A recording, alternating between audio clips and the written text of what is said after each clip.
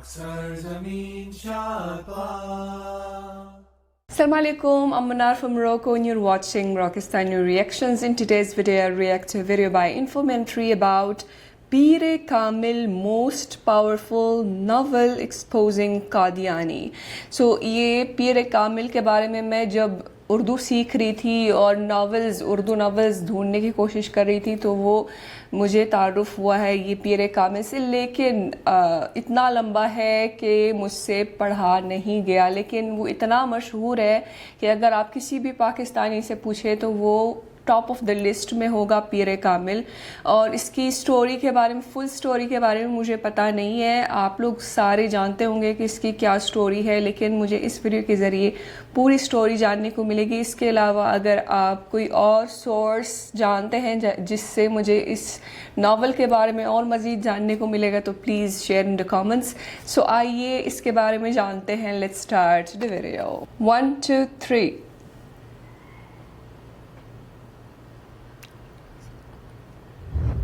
کچھ الفاظ ایسے ہوتے ہیں جو روح کو جھنجھوڑ کر کے رکھ دیتے ہیں.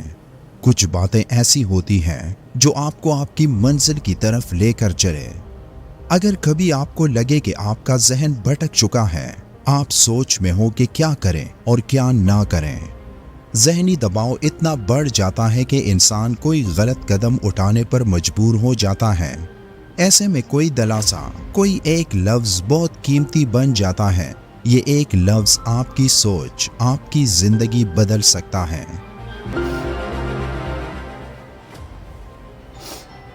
ایسا ہی ایک لفظ ایک پوری کتاب کی شکل میں موجود ہے جسے آپ کو صرف دیکھنے کی ضرورت ہے، اور وہ لفظ ہے پیر کامل صلی اللہ علیہ وآلہ وسلم. یہ ایک مکمل ناول ہے جسے پاکستان کی مایہ ناز رائٹر عمیرہ احمد نے جادوئی الفاظ کا استعمال کر کے لکھا. یہ ناول سالار کی کہانی ہے جو ایک مسلمان لبرل فیملی سے تعلق رکھتا ہے جس کا IQ لیول 150 پلس ہوتا ہے، لیکن وہ لڑکا بھٹکا ہوتا ہے. اسے معلوم نہیں ہوتا کہ اس کا مقصد کیا ہے. یہ امامہ ہاشم کی کہانی ہے جو ہر طرح سے پرفیکٹ ہے، چاہے سٹڈی ہو یا اخلاقیات، ظاہری خوبصورتی ہو یا باطنی. یہ لڑکی ہر لحاظ سے ایک آئیڈیل لڑکی ہوتی ہے، لیکن امامہ ہاشم کا تعلق قادیانی مذہب سے ہوتا ہے، اور بعد میں وہ کچھ دیر علمی تحقیق کر کے اصلی حقیقت سے روشناس ہوتی ہے اور اپنا مذہب تبدیل کر کے مسلمان بن جاتی ہیں.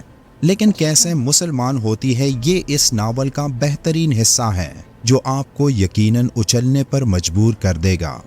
دوسری طرف سالار بے حد ذہین ہونے کے ساتھ ساتھ اکثر و بیشتر ایسی حرکتیں کر ڈالتا ہے کہ اس کے والدین کو ذلت اور شرمندگی سے دوچار ہونا پڑتا.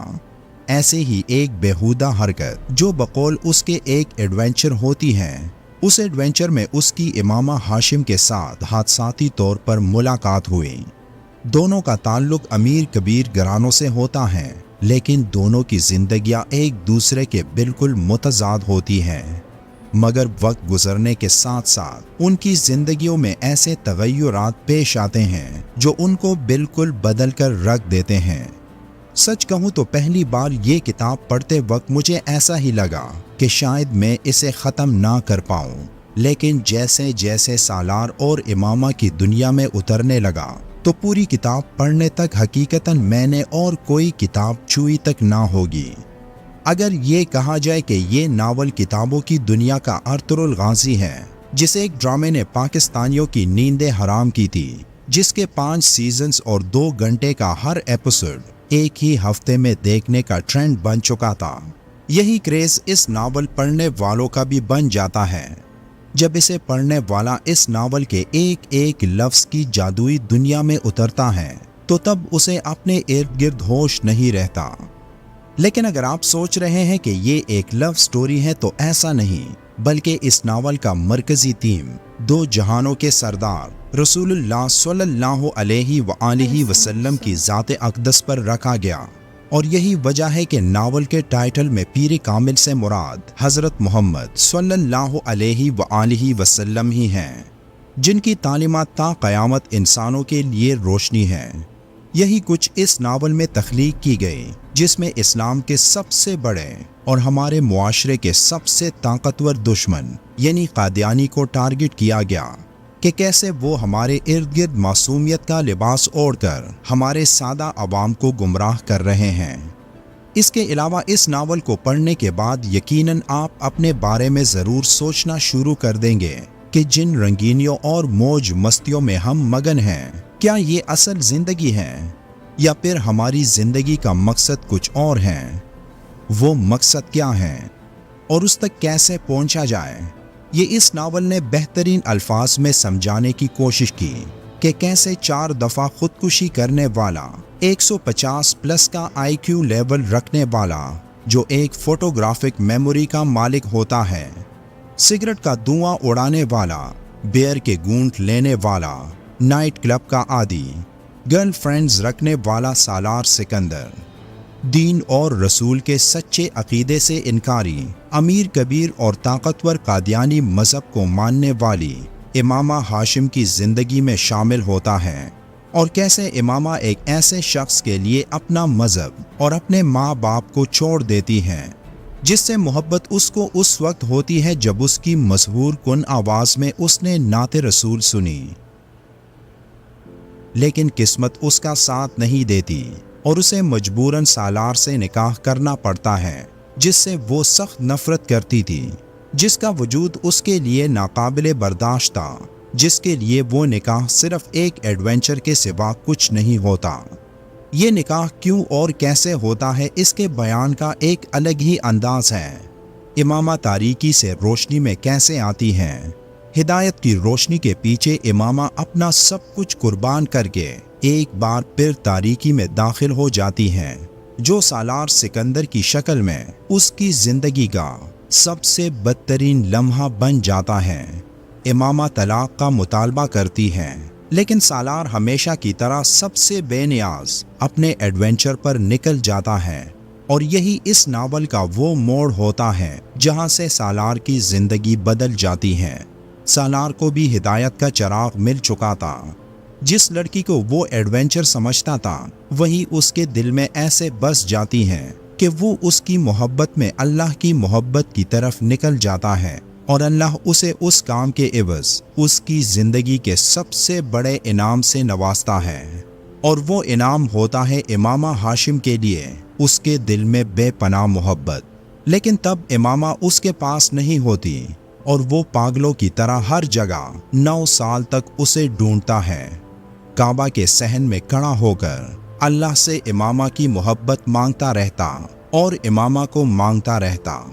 लेकिन सालार मजबूर होकर आमना से निकाह पर मजबूर हो जाता है, लेकिन ये शादी सालार सिकंदर के दिल से इमामा हाशिम की मोहब्बत ख़त्म नहीं कर सकती थी। मगर इमामा कहाँ थी ये उसे मालूम नहीं होता। मुकम्मल नावल पढ़कर इसके एंड में पहुंचकर आपके जज्बात में हैरत अंगेज तब्दीलियाँ आना शुरू हो जाएंगी। ये वो लम्हा होता है जब आपका खुदा की ज़ात पर ईमान मजबूत होने लगता है, जब आप खुद को सालार सिकंदर की जगह रखकर खुद से सवाल करना शुरू कर देते हैं कि मेरी ज़िंदगी का मकसद क्या है। क्या मैं कहानी के शुरू का सालार हूँ या इस कहानी के एंड का सालार जो अपने पीर कामिल को हासिल कर चुका था। लेकिन क्या हम उस पीर कामिल को हासिल करने की कोशिश करते हैं?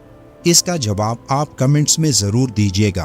आखिर में पीर कामिल सल्लल्लाहु अलैहि व आलिहि वसल्लम पर दुरूद व सलाम भेजना मत भूलिएगा। वीडियो अच्छी लगी हो तो लाइक और शेयर ज़रूर करें।